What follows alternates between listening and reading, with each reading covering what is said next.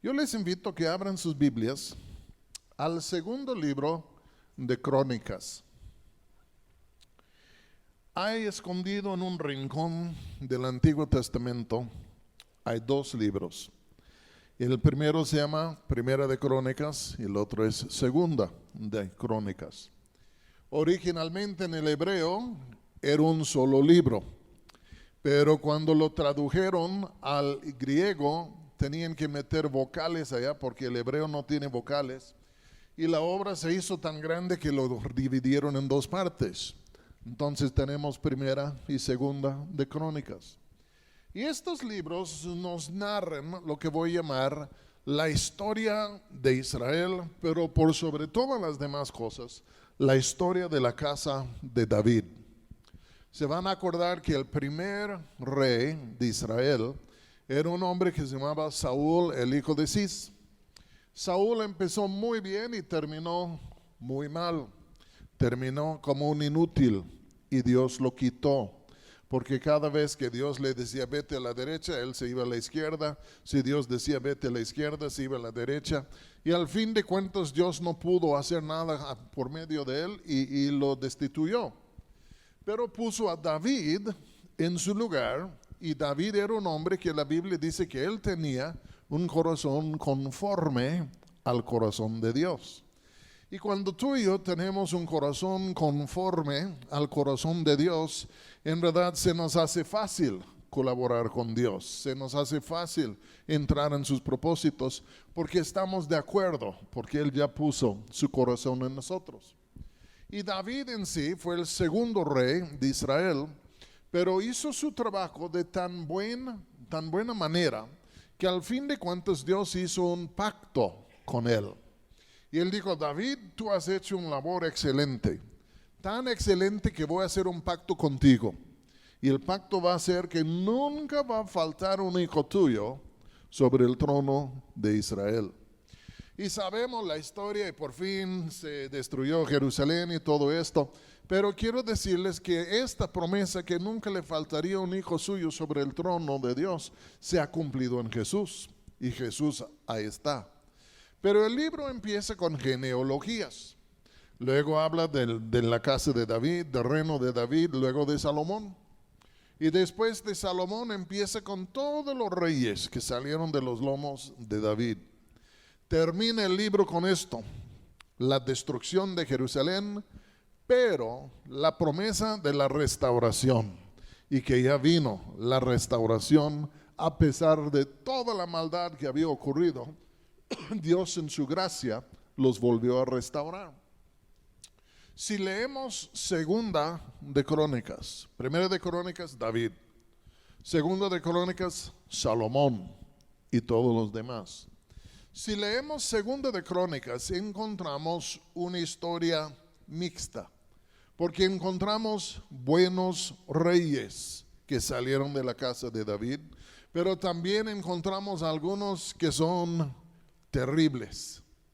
Yo por ser norteamericano, yo puedo ver a todos los presidentes que han habido y digo, este es muy bueno. No, este es un nefasto. Este fue excelente. Este fue un demonio.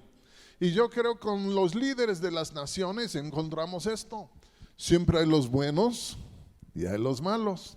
Y muchas veces los malos deshacen lo que hicieron los buenos y los buenos vienen y deshacen lo que hicieron los malos. Pero al fin de cuentas, aún en la Biblia habían buenos reyes y malos reyes.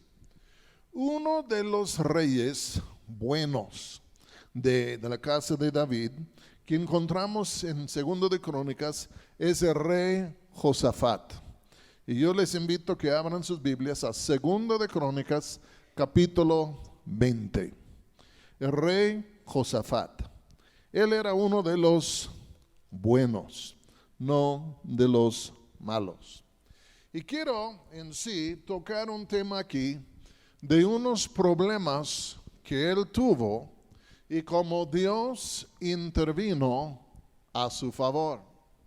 Y creo que esta lección nos es de ayuda porque ¿cuántos de nosotros hemos tenido algunos problemas de vez en cuando en nuestra vida cristiana? Si a ti te vendieron el boleto vente a Cristo y nunca más vas a tener otro problema, pide una devolución de tu dinero, porque te mintieron de plano. Porque el simple hecho que somos cristianos no quiere decir que hemos llegado al paraíso y no vamos a tener problemas. Porque la Biblia dice que el sol sale sobre los justos y los injustos, ¿sí o no? La lluvia viene sobre los justos y los injustos. Y los justos y los injustos todos tienen suegra, ¿sí o no? Y entonces al fin de cuentas, estas cosas vienen a todos nosotros. Y entonces a mí me gusta leer muchas veces de los momentos cuando los reyes, los justos del Antiguo Testamento tuvieron sus problemas, porque ahí veo siempre la intervención de Dios a su favor, y me instruye y me desafía y me da inspiración y fe para el día de hoy. Entonces vamos a leer aquí los primeros 4 versículos del capítulo 20. ¿Está bien? ¿Listos? Dice aquí: pasadas estas cosas, aconteció que los hijos de Moab y de Amón, no Jamón, sino Amón, y con ellos otros de los amonitas, vinieron contra Josafat a la guerra. Y acudieron algunos y dieron aviso a Josafat diciendo: contra ti viene una gran multitud del otro lado del mar y de Siria. Y aquí están en Hasezón Tamar, que es en Gadi. Entonces él tuvo, ¿qué? Temor. Y Josafat humilló su rostro para consultar a Jehová, e hizo pregonar ayuno a todo Judá. Y se reunieron los de Judá para pedir socorro a Jehová, y también todas las ciudades de Judá vinieron a pedir ayuda a Jehová. Oremos. Padre, te damos gracias por la oportunidad de estar aquí reunidos en el nombre de tu Hijo Jesús. Gracias por tu palabra. Y Padre, pido ahora en el nombre de Jesús que tu palabra nos pudiera ser viva y eficaz, que nos podría instruir y hasta inspirar. Y te lo pido en el nombre de Jesús. Amén. Josafat, vuelvo a decir, era uno de los reyes buenos de Judá. Era un buen hombre, seguía en sí las pisadas de David, buscaba a Dios. Era un hombre que buscaba cumplir con los mandamientos de Dios. Y debido a esto, yo creo que él estaba viviendo más o menos en una época de tranquilidad, cuando de pronto vinieron algunos para darle un aviso. Y el aviso era esto: oye, rey, ¿no sabes tú que los moabitas, los amonitas y los meunitas, no sabes tú que se han juntado y vienen en contra de ti para hacer guerra contigo? Y yo creo que el aviso que le dieron era una tremenda sorpresa, porque no tenían en sí los servicios de inteligencia en aquel entonces que tenemos el día de hoy. No tenían satélites, no tenían estas cosas. Y la verdad es, estos venían en contra de él, 3 en contra de 1, y lo que ellos le estaban diciendo era una novedad, una noticia. Y no solo le dijeron que venían los 3 en su contra para hacer guerra con él, pero le dijeron: están en Hasezón Tamar, que es en Gadi. Cuando yo miro ahí en el internet, se me hace que estaban un máximo de 45 kilómetros de Jerusalén. No muy lejos. Ya estaba él viviendo tranquilamente. De pronto le dicen: vienen estos 3 para hacer guerra en contra de ti, y casi están tocando a las puertas de Jerusalén. Yo creo muchas veces esto nos pasa. Estamos tranquilos, estamos caminando con Dios, todo está en orden, y ¡pum!, sale un problema gigantesco de algún lado que viene para pelear en nuestra contra, sino para destruirnos. Porque estas cosas vienen inesperadamente. La mayoría de los problemas que tenemos ya no los vemos desde lejos diciendo: ahí viene, sino de pronto es como un león o una leona que salta de la jungla y de pronto se echa encima de nosotros por sorpresa y de pronto decimos, ¿y qué va a pasar? Y huele de muerte, huele de destrucción. Y esto es lo que pasaba aquí con este rey Josafat, porque les vuelvo a decir, esto pasa a todos. El hecho que yo soy cristiano no me hace exento de estas cosas. La única diferencia entre yo y aquel que no conoce a Jesús es esto.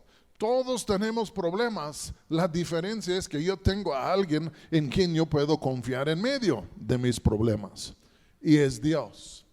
La Biblia dice aquí que cuando le dijeron esto a Josafat, versículo 2 dice, y acudieron algunos y dieron aviso a Josafat diciendo, contra ti viene gran multitud del otro lado del mar y de Siria. Y aquí están en Hazezón Tamar, que es en Gade. Entonces, versículo 3, ¿qué dice?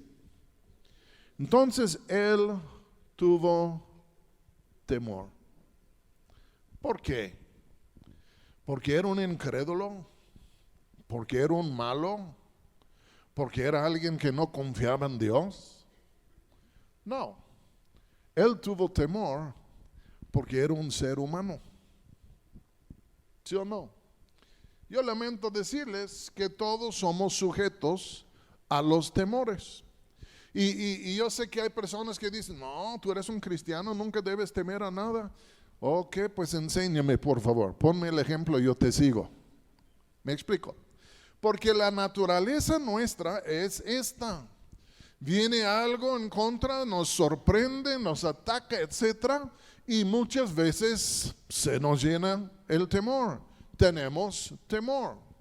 Yo no veo que Dios critica a su pueblo por tener temor. No creo que les condena.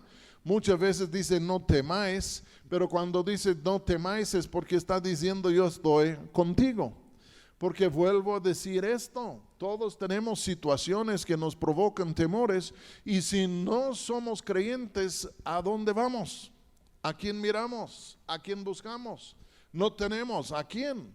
Pero tú y yo, por ser creyentes, tenemos a un Dios quien es nuestro buen pastor, quien es nuestro refugio, a quien podemos acudir en estos momentos. Y este hombre aquí dice que él tuvo temor. Pero cuando tuvo temor, ¿qué hizo? No dice que echó un puño de pastillas. Dice, y entonces él tuvo temor y Josafat humilló su rostro para consultar a Jehová e hizo pregonar ayuno a todo Judá. ¿Qué hizo cuando vino el problema? Se humilló y comenzó a buscar a Dios. Dios es nuestro refugio. Dios es nuestra torre fuerte, ¿entienden? Dios es aquel en quien podemos refugiarnos, tú y yo, en medio de los problemas. Todos hemos tenido hijos, todos tenemos nietos. Y hay momentos que pasa algo que espanta a un hijo nuestro, una hija nuestra, pero de a veras le espanta. ¿Y a dónde van? Ahí se van, ya con su papá, ahí se van con su madre, porque al ver a su padre, a su madre, sienten cierta seguridad, sienten cierta paz, sienten cierta protección, y es un instinto que tienen. Viene el temor y ahí se van con su padre, con su madre. Hay un instinto divino adentro de nosotros que Dios ha puesto en nosotros, y es cuando viene el peligro, cuando viene el problema, cuando viene el temor. Hay algo que se despierta dentro de nosotros que nos dice, yo debo acercarme inmediatamente a Dios. Yo debo buscarle hasta encontrarle, porque solo en Él hay esperanza, solo en Él hay ayuda. Y este hombre aquí, nadie le critica, nadie le señala, nadie le dice cosas así, sino que dice que vino, tuvo temor, se humilló y buscó a Dios. El problema es si viene y no queremos buscar. Muchas veces preferimos sufrir que buscar a Dios porque quisiéramos mantenernos independientes de a Él, y al fin de cuentas por nuestro espíritu independiente seguimos sufriendo sin ayuda. Pero normalmente el instinto es de buscar a Dios. Y esto es lo que Él hizo. Y el versículo 4 dice: y se reunieron los de Judá para pedir socorro a Jehová. Y también de todas las ciudades de Judá vinieron a pedir ayuda a Jehová. Se acudieron, se acercaron para pedir socorro, para pedir ayuda. Y Dios no les reclamó, no les reprendió, no les cerró la puerta, sino que Él les abrió la puerta, porque al fin de cuentas así debe ser. ¿Están conmigo? Vienen cosas, vamos a buscar a Dios. No es nuestra dependencia de Dios que nos destruye, es nuestra independencia de Dios que nos destruye. Y aquí este hombre supo qué hacer. ¡Fum! Se acercó a Dios. Y quisiera hacer algunos comentarios sobre la oración que él hizo. ¿Está bien? Porque cuando se acercó a Dios, obviamente pidió socorro, pidió ayuda, y es decir que se puso a ayunar y a orar y a acercarse a Dios. Podemos aprender muchas veces buenas cosas de las oraciones de otras personas, más las oraciones que están en la Biblia, más las oraciones de personas que conocían mejor a Dios que nosotros le conocemos. Y entonces podemos aprender muchas cosas buenas de las oraciones de la Biblia, y aquí podemos aprender o desglosar algunas cosas muy interesantes ya en cuanto a la oración en estos momentos difíciles. Versículo 6 dice, versículo 5 dice: entonces Josafat se puso en pie en la asamblea de Judá y de Jerusalén, en la casa de Jehová, delante del atrio nuevo, y dijo, esto es lo que él dijo: Jehová, Dios de nuestros padres, ¿no eres tú Dios en los cielos y tienes dominio sobre todos los reinos de las naciones? ¿No está en tu mano tal fuerza y poder que no hay quien te resista? Dios nuestro, ¿no echaste tú los moradores de esta tierra delante de tu pueblo Israel y la diste a la descendencia de Abraham tu amigo para siempre? Y ellos han habitado en ella y te han edificado en ella santuario a tu nombre, diciendo: si mal viniere sobre nosotros, o espada de castigo, o pestilencia, o hambre, nos presentaremos delante de esta casa y delante de ti, porque tu nombre está en esta casa. Y a causa de nuestras tribulaciones clamaremos a ti, y tú nos oirás y salvarás. Ahora pues, he aquí los hijos de Amón y de Moab, y los del monte de Seir, a cuya tierra no quisiste que pasase Israel cuando venía de la tierra de Egipto, sino que se apartase de ellos y no los destruyese. Y aquí ellos nos dan el pago, viniendo a arrojarnos de la heredad que tú nos diste en posesión. Luego dice: oh Dios nuestro, ¿no los juzgarás tú? Porque en nosotros no hay fuerza contra tan grande multitud que viene contra nosotros. No sabemos qué hacer, y a ti volvemos nuestros ojos. Aquí él empieza su oración diciendo, versículo 6, y dijo: Jehová, Dios de nuestros padres. Hoy en día el nombre Jehová es como, pues los testigos de Jehová, y hasta algunos tratan de sacar el nombre de Jehová de la Biblia para que nadie se confunda, pero ahí está, Jehová, en un sentido yo soy el que soy.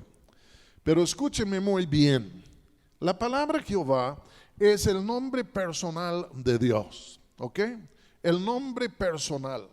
Como yo me llamo Roberto, mi nombre personal es Roberto. Pero al fin de cuentas, fíjense lo que voy a decir. Solo el pueblo de Israel le llamaba por este nombre, ¿ok? Y solo ellos le llamaban por este nombre porque era el nombre de pacto. Voy a decir algo para que entiendan mejor. Aquí en México se ponen apodos a los cónyuges, ¿sí o no? Hola gordo, ¿cómo estás? ¿Entienden? Si yo le dijera a mi esposa, y es una palabra de cariño, si yo le digo a mi esposa, hola gorda, no le va a caer muy bien, ¿entienden? Entonces yo le tengo que decir otra cosa, cariño, mi amor, o mujer de mis sueños o algo así. Porque si le digo gorda, no va a funcionar. Pero en algunos matrimonios funciona, ¿sí o no? Hasta está el gordo y la gorda, ¿entienden? Y ahí están. Pero supongamos que tú tienes el costumbre de llamarle a tu esposa gorda, por cariño. Y entra otro vato allá que dice, hola gorda, ¿cómo estás? ¿Cómo va a salir esto? Muy mal, porque está apropiando a un nombre y a un título de cariño que solo es reservado para el marido. ¿Me estoy explicando bien? Y si otro se adueña de esto y se dirige a tu mujer, hola gorda, ¿cómo estás? No va a salir muy bien la cosa. El nombre Jehová es el nombre personal de Dios y Dios lo reveló a su pueblo de pacto. El pueblo, el único que era suyo, Israel. Él es el Dios de ellos son el pueblo de ellos. Y al fin de cuentas solo ellos tenían este derecho, voy a decir, de llamarle por este nombre, porque indicaba que estaban en un pacto exclusivo, eterno con él.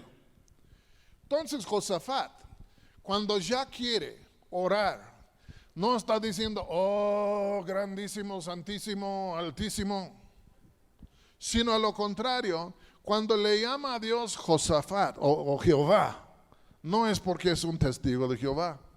Le está llamando Jehová porque en esto él está diciendo, Dios, tú eres el Dios de nuestro pacto. Estamos en un pacto contigo, exclusivo contigo. No tenemos a ningún otro Dios, tú no tienes a ningún otro pueblo, somos pueblo tuyo. Y al fin de cuentas estamos en este pacto y este pacto no se rompe, no se deshace. Y al fin de cuentas tenemos la libertad, tenemos el derecho de acudirnos a ti y pedirte esto. Y lo que quiero decir es esto en un sentido, desde la primera oración, primera palabra de su oración, se está refugiando en su relación con Dios. Quiero decirles algo, venga lo que venga, sucede lo que sucede, Dios sigue siendo nuestro Dios. Y por el hecho que Él es nuestro Dios, podemos refugiarnos en Él, acudirnos a Él. Y Él está yendo directamente a donde debe irse. Jehová, el Dios del pacto nuestro, el Dios de nuestros padres. Y entonces voy derechito contigo. Y dice, oh Jehová, dice Jehová, Dios de nuestros padres. Luego dice, mira, estamos en un pacto, tú eres nuestro Dios. A ti vamos a acudir. Pero luego le comienza a describir un poco. ¿Quién es este Jehová? Que es el Dios del pacto de Israel. Pues dice aquí, Jehová Dios nuestro de nuestros padres, ¿no eres tú Dios en los cielos y tienes dominio sobre los reinos de las naciones? En otras palabras se está diciendo, wow, tú, quien es nuestro Dios, eres eterno, eres el creador, tú creaste todas las cosas que hay, tú tienes el dominio sobre todas las cosas que hay y hasta que tú reinas sobre las naciones de la tierra. Y después dice, y además no hay quien que te pueda resistir. Les voy a hacer una pregunta. Cuando él empezó a orar, ¿empezó con la cabeza o con la cola? ¿Empezó con Dios o con el problema? Digan conmigo, con Dios. Porque si tú y yo tenemos problemas grandes y vamos a orar Y ay, Señor, tú sabes que estos ingratos. Y ay, Señor, tú sabes que mi suegra. Y ay, Señor, que tú sabes que esto. Y ay, Señor, esto. Entre más que tú te enfocas en el problema, en el inicio de tu oración, más grande se hace el problema, más profundo se hace el pozo, más oscuro se hace la oscuridad. Y en vez de realmente estar alivianando a tu espíritu para llevarte a un punto de fe en donde puedes orar con honestidad, simplemente estás enfocado en lo negativo y lo negativo crece y tu fe mengua. No empezó con la cola, sino que empezó con la cabeza. Jehová, Dios de nuestros padres, tú que creaste todo, que tiene el dominio en los cielos y tú gobiernas sobre las naciones, no hay quien te pueda resistir. Cuando Jesús enseñó a sus discípulos a orar, ¿se acuerdan? Señor, enséñanos a orar. Ok, mira, cuando oran es así: Padre nuestro, quien estás en los cielos, santificado, apartado es tu nombre de todos los demás. Venga tu reino, hágase tu voluntad, aquí en la tierra como en el cielo. Y después dice, y danos nuestro pan cotidiano. Y perdónanos nuestros deudos, como perdonamos a nuestros deudores. Y además no nos metas en tentación. Jesús, cuando enseñó a los discípulos a orar, no les enseñó a empezar con el problema. Les enseñó a empezar en adoración, bendiciendo a Dios, poniendo los ojos en Él, enfocándose en Él. Porque si tú y yo empezamos en adoración a pesar de todo, pero tú eres mi Dios, tú eres el eterno, tú eres el creador, tú eres el gobernador de las cosas. Mis hermanos, al comenzar a decir y confesar estas cosas, en un sentido Dios crece delante de nosotros. La pantalla ya no está negro y vacío, sino que aparece Dios y comenzamos a ver quién es nuestro Dios. Y cuando comenzamos a ver quién es nuestro Dios, al fin de cuentas encontramos a nuestro problema en lo que es su relación verdadera con Dios y vemos que Dios es increíblemente grande y el problema, aunque es un problema, no es más grande que Dios. ¿Entienden? Esto produce fe en nosotros. Porque si solo nos enfocamos en lo negativo, la fe se desaparece, nos hundimos y ahí estamos en un pozo bien profundo y oscuro. Yo necesito ver a la luz para despejar a las tinieblas y solo puedo ver a la luz por poner mis ojos en Dios. Mi esposa, Patty, tiene un grupo de intercesoras ahí en Morelia.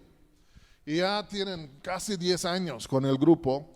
Y a lo largo, cada ratito están tomando un libro sobre la oración. Y están leyéndolo por porción, sí, luego platicándolo, orando, etc. Y hace un par de años me preguntó, dice, hemos hablado de todos estos libros de oración. ¿Qué libro crees que debemos estudiar ahora? Le dije, creo que deben leer los 2 tomos de un hombre que se llama A. W. Tozer. Y los 2 tomos tienen el título de Los atributos de Dios. Porque si ustedes se ponen a estudiar por 1 año o 2 años quién es Dios y cuáles son sus atributos, Dios se va a hacer muy grande. Y al fin de cuentas los problemas van a tomar su lugar indicado. Porque entre más grande que es nuestro Dios, más fuerte es nuestra fe. ¿Me estoy explicando? La concepción que yo tengo de Dios en un sentido determina mi nivel de fe. Y entonces estudiaron 1 año y medio, 2 años, que eran casi 30 o 40 capítulos, pero hablaron de Dios. Y todas las mujeres salieron edificadas y con más fe.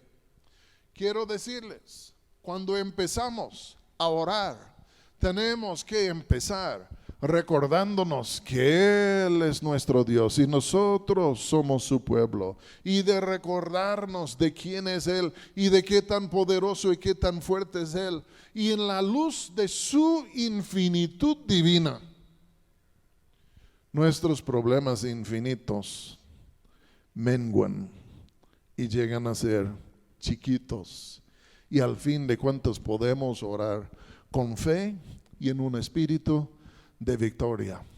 Porque nuestra roca verdadera es la persona y el carácter de Dios.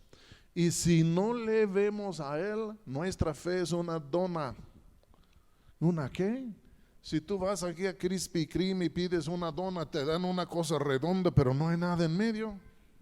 Y muchos cristianos tienen una fe tamaño de una dona porque saben muchas cosas, pero nunca han alzado sus ojos para mirar y contemplar a Dios en las Escrituras. Y este es el punto principal de la Biblia. No de darnos remedios para nuestros problemas, sino para revelarnos quién es Dios, quién es el remedio de todas nuestras situaciones. Le sigo, tengo 11 minutos, le voy a seguir. Entonces lo primero que él hizo es, se dirigió a Dios. Dios, tú eres grande. Después comenzó a meditar en lo que había sido la relación de Dios con su pueblo, o lo que voy a llamar la historia de su pueblo en Dios. Porque dice otra vez versículo 6, Jehová Dios de nuestros padres, ¿no eres tú Dios en los cielos y tienes dominio sobre todos los reinos de las naciones?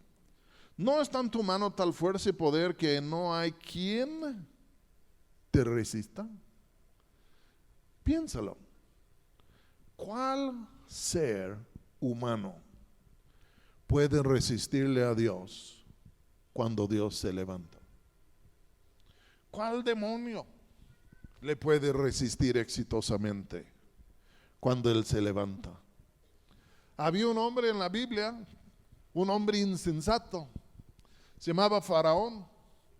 Él decidió resistirle a Dios.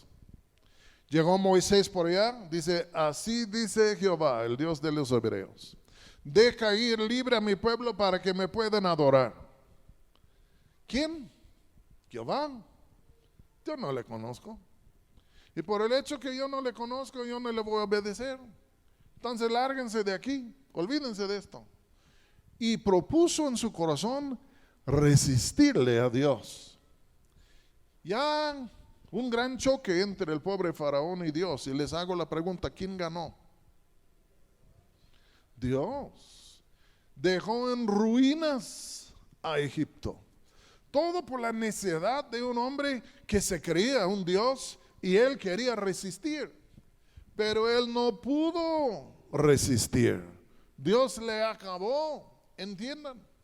Se van a acordar que Josué estaba al frente de los ejércitos de Israel y ellos entraron en la tierra prometida, cruzaron el río Jordán cuando estaba inundado ya en la primavera, y me imagino que los que estaban ahí en Jericó dicen, no, ahorita nada, el río está bien en sí, bien inundado, bien grande el río, no van a poder pasar. Y un día dicen, ¿y esto qué? Pues no sé, parece un desfile que está pasando el río, pero el río se paró y dejaron una caja de oro en medio del río. ¿Qué ondas? Y no pudieron. El río no le pudo resistir. Jericó no le pudo resistir. Las 7 tribus de Canaán no le pudieron resistir. Y al fin de cuentas, Josué con los ejércitos de Israel tomaron a toda la tierra prometida. Él dice, mira, ¿quién te puede resistir? Ya salimos de Egipto, ya entramos en la tierra. ¿Quién te puede resistir? Y comienza a hablar ciertos datos de la historia de Israel y las cosas que Dios había hecho a través de ellos. Cuando viene un problema, nos asusta, nos espanta. Entonces volvemos a Dios, comenzamos a mirar a Dios, comenzamos a orar y comenzamos a exaltarle, comenzamos a bendecir. Pero también, fíjense muy bien, también hay momentos cuando nos conviene volver para revisar lo que ha sido nuestra historial en Dios. ¿Cuándo nos ha fallado? ¿Cuándo no nos ha ayudado? ¿O cuándo es que ha venido? ¿Qué ha hecho Él con nosotros? Porque mis hermanos, el Dios que tenemos es el Dios fiel que ha intervenido vez tras vez, tras vez, tras vez, tras vez, tras vez en nuestras vidas. Hace muchos años tuvimos una camioneta que entregó su espíritu. Le decía al pastor, le decía, la camioneta ya no anda bien. Pues ya veremos. Y ya cuando llegamos justo a la iglesia, entramos en el estacionamiento, apagué la camioneta y se encendió en llamas. Sale el pastor y dice, creo que sí tiene razón, necesitas otro vehículo. Sí, traigan los bombones y salchichas. Y ahí estaban, ¿no? Tenían que llamar a los bomberos. Pero cuando se quemó, ya no tenía vehículo. Y entonces todos mis amigos dijeron, ándale, vete tú a tal agencia, vete tú a tal y ándale. Tú me mandas porque traes lana, pero yo no traigo ni un 5. Y entonces llegué allá y estaba viendo diferentes vehículos, pero no tenía. Y estábamos en una casa prestada, alguien nos prestó su casa por un par de meses porque se fueron de vacaciones. Y me acuerdo una noche estábamos sentados, Pati y yo, en la cocina, los niños ya noqueados y nada más Pati y yo en la cocina platicando de la situación. Y yo le decía, no sé cómo lo vamos a hacer, está muy difícil. Y qué gacho, y qué triste, y qué esto, y qué tal. Y ella dice, vamos a orar. Le dije, yo no quiero orar. Dice, no, vamos a orar. Ora, tú si quieres. No, vamos a orar. Para que te calles, vamos a orar.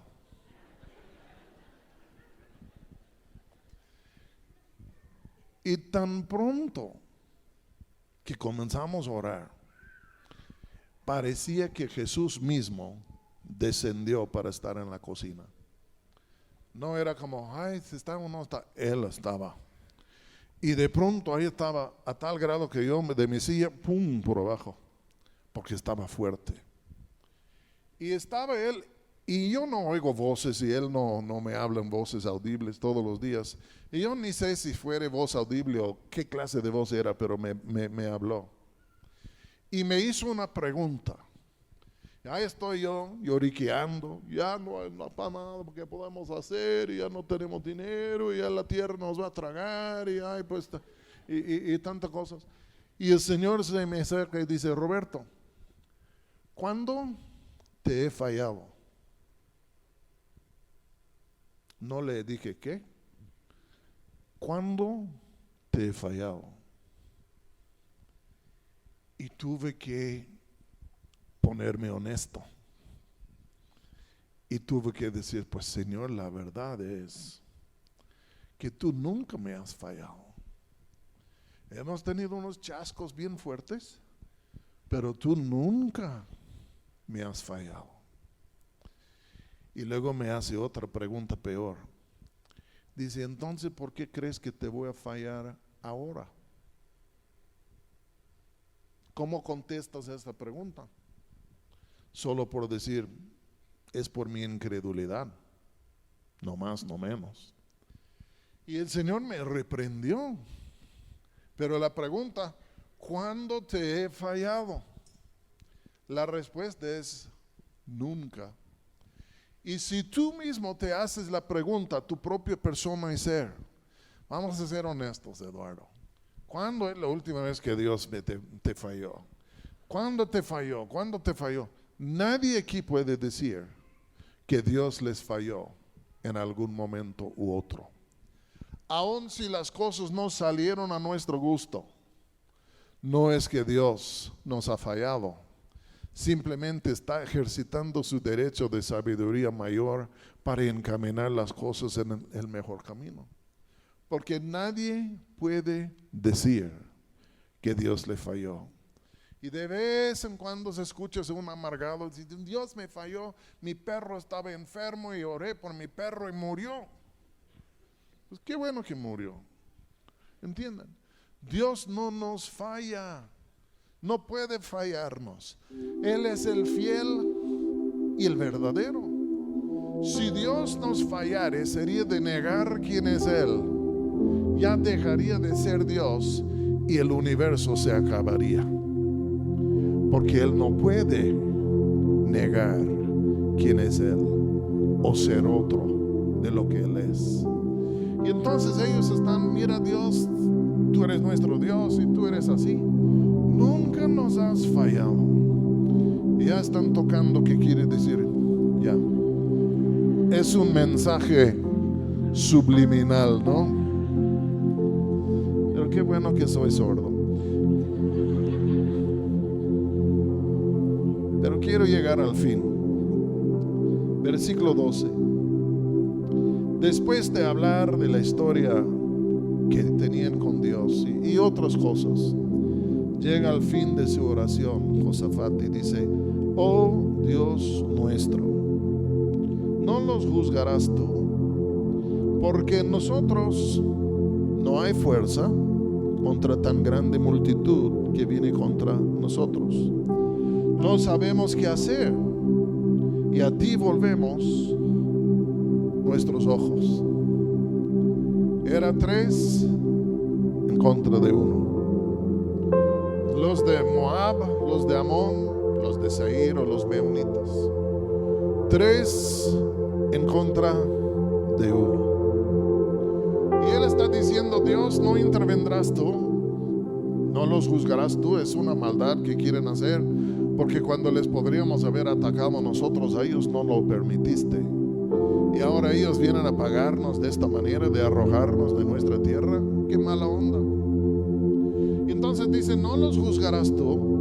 Y dice: Señor, no lo harás, porque la verdad es esto: son 3 en contra de 1. No tenemos nosotros la fuerza para ganar la batalla. Tampoco tenemos la sabiduría. No sabemos qué hacer. Es un problemón. No tenemos ni la fuerza ni la sabiduría. No intervendrás tú. Y dice: por el hecho que no tenemos ni la fuerza ni la sabiduría, solo nos queda una cosa: y a ti volvemos nuestros ojos. Puedo decirles que hay días que Dios nos mete en problemas y no tenemos ni la fuerza ni la sabiduría. Y ahí estamos: ay de mí. Y Dios dice: qué bueno que ya reconociste que no tienes ni la fuerza ni la sabiduría. Porque ahora que lo reconoces, yo puedo intervenir. Les voy a decir algo: duele muchísimo cuando Dios nos despoja de nuestra fuerza. Duele muchísimo cuando nos despoja de nuestra sabiduría. Nos duele mucho y nos arrincona a un solo lugar, a una sola esperanza. Entonces en ti volvemos a poner nuestros ojos. Pero te hago una pregunta: ¿no es este punto el punto en donde empezamos? ¿Por qué venimos a Cristo? Porque ya no teníamos poder para cambiar nuestra vida. No teníamos la sabiduría para cambiar a nuestras vidas. Estábamos, para decirlo en esta manera, fritos. No podíamos hacer nada. Y al fin de cuentas éramos arrinconados y limitados a una sola opción: Dios. Y pusimos nuestros ojos en Él, y Él vino, nos rescató y nos levantó. Porque al fin de cuentas Dios es la única esperanza verdadera. Ya, si tú puedes ganar tu problema, no necesitas a Dios. Pero hay momentos cuando no podemos y somos arrinconados a una sola esperanza: Dios. Y decimos: hasta esta situación es imposible. Pero Dios siempre nos quiere empujar al territorio de lo imposible, no de lo posible. Siempre nos quiere empujar al territorio de lo imposible para que sepamos que solo Él lo puede hacer. Y yo sospecho que Él lo hace porque Él quiere asegurar algo: que Él recibe toda la honra y toda la gloria y toda la alabanza y toda la adoración. Porque si yo puedo tomar la gloria, pero si yo no puedo y solo Él puede, toda la gloria es para Él. Y vuelvo a la salvación. Ninguno aquí se salvó a sí mismo. Nadie aquí ni siquiera le echó mano a Dios. Dios nos salvó. Somos hechura de su gracia. Y ya Él se convirtió en nuestra esperanza. Hizo algo absolutamente imposible. Pero es por eso que gloriamos en Él. Y voy a decir esto: cuando llegamos a lo imposible es cuando nosotros nos desesperamos. Pero es justo el momento cuando Dios comienza a regocijarse, diciendo: ahora yo lo puedo hacer y yo les puedo revelar qué tan grande y fuerte soy, cuánto les amo y qué tan fiel. Minutos después de esto, profetizó un hombre, se llamaba Hazaziel. Y en medio de todo esto, él dijo una frase increíble: la guerra no es de vosotros, es del Señor. Y Dios les dijo: mira, yo me voy a encargar y ustedes ni van a hacer nada, nada más van a mirar. Yo lo voy a hacer. Y Dios les dio una tremenda victoria, porque los 3 enemigos se pelearon entre sí y se mataron. Y cuando llegó Israel al campo de la batalla, puro muerto, porque Dios se levantó a su favor. Todo lo que está escrito en el Antiguo Testamento es escrito para la instrucción nuestra, porque Dios no ha cambiado, el hombre no ha cambiado, la milicia no ha cambiado. Entonces, si tú estás aquí el día de hoy y viniste acá pensando, preguntando: ¿habría esperanza para mí? Te voy a decir: hay esperanza para ti. Pero la esperanza no es en ti, la esperanza no es en tus amigos, la esperanza es en Dios. Él es aquel que es nuestro Salvador. Puede ser que tú has venido aquí con un problema, ya se te saltó una leona de la jungla y te está comiendo vivo. Te quiero decir algo: si tú estás diciendo: no tengo ni la fuerza ni la sabiduría, ¿qué hago? Vuelve tus ojos a Él. En ocasiones quitamos los ojos y Él suelta una leona para que volvemos a poner los ojos. Pero al fin de cuentas, no somos un pueblo sin esperanza. Somos el único pueblo sobre la faz de la tierra con esperanza, porque Dios es nuestro Dios. No somos desdichados, somos bienaventurados en Cristo Jesús. Yo les invito a que se pongan en pie. Yo voy a hacer una oración y va a pasar el pastor Alberto. Padre, tú eres nuestra esperanza.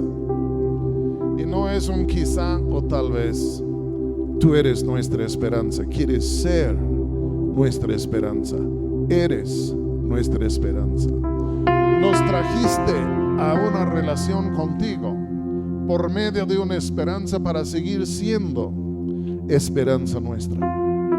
Padre, yo pido en el nombre de Jesús, si hubiera alguien aquí el día de hoy que no te conoce, Padre, que pudieran entender que para ellos hay esperanza en ti. Ellos puede ser que no tienen la fuerza ni la sabiduría, pero Dios, tú tienes todo lo que les hace falta.